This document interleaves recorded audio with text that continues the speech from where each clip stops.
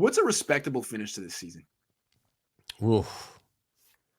The 49ers are at the halfway point, slightly below it because of the odd number of games, but they're sitting at 3-5. What really does have to happen down the stretch to turn the season around? Even if it's not the playoffs, my question would be, what would satiate the fan base? And I have to ask myself this. Is it just Trey's progression? Do we need a winning record? But before I answer it, how do you see it? What has to happen for a quote unquote respectable finish? I'm not talking necessarily playoffs here. Obviously, playoffs are a respectable finish. What else would count?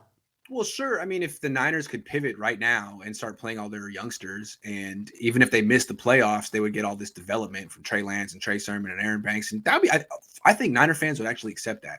I agree. But that's not going to happen. They've really made it clear that that's only going to happen at the very, very end. So if the 49ers stay in the race, and they're only game out, how are they going to fall out of how are they going to get mathematically eliminated from the playoff race anytime soon? It could take 6-7 weeks. It could, if it ever happens.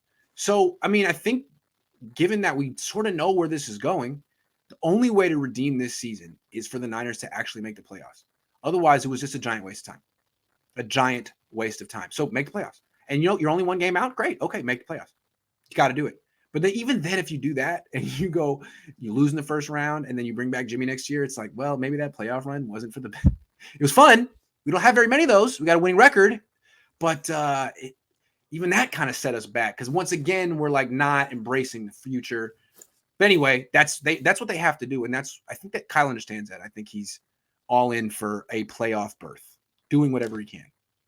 I certainly agree that makes it a respectable season. Even if you go 1 and out, there's something to making the playoffs that gives you credibility as an organization, that gives you optimism heading into the next year, that gives you experience for your players in the postseason.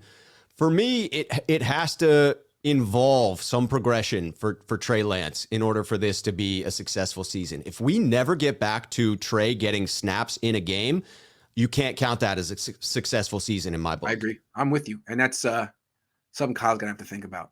Yes. I think that a winning record, if you can get to 9-8, even if you miss the playoffs, so long as you have shown some promise from a couple of the rookies, and maybe not even a couple. If you see promise from Trey, that's all you need. But if it's mix and match from Trey, if you could see Trey Sermon coming in, if Aaron Banks takes over the role, and you start to see signs towards the future of progression, to me, I think that's a respectable finish as well. So certainly agree on the playoffs. I guess I'm willing to settle for less at this point. What's crazy is it's like, if you polled the fan base, what would you rather do? Strive for 9-8 with Jimmy Garoppolo. Start Trey Lance the rest of the season. Strive for 9-8 with Jimmy G. Start Trey Lance. I would think 80% of the fan base would say start Trey Lance. I think you're right. Right? And the fact that Kyle Shanahan wants the other option is, again, like, all year. Dude, why are you doing the super unpopular thing all year? Really? Striving for 9-8 with Jimmy Garoppolo. Okay. Well, maybe, again, we talked about earlier, you sold the locker room on something and you don't have as much. You're afraid of just losing it. I mean, I get it, but at the same time, it's like, you see how you've painted yourself into these corners to make bad decisions. Admittedly, the season seems to be playing out in a negative fashion, and so I think it's most likely to continue to be a struggle. But admittedly, if it does turn around at the end of the season, I will have to tip my cap to Kyle Shanahan for never straying, for being so stubborn, for never straying from the course. It's hard for me to imagine that being the case, but if it does, I will have to congratulate Kyle for sticking to his guns. Here's what's going to happen. If the Niners lose this Monday night to the Rams, they're going to be 3-6, and people are going to start saying, okay, is it over? Are you going to start Trey Lance? And he's going to go immediately to, I was 3-6 2012.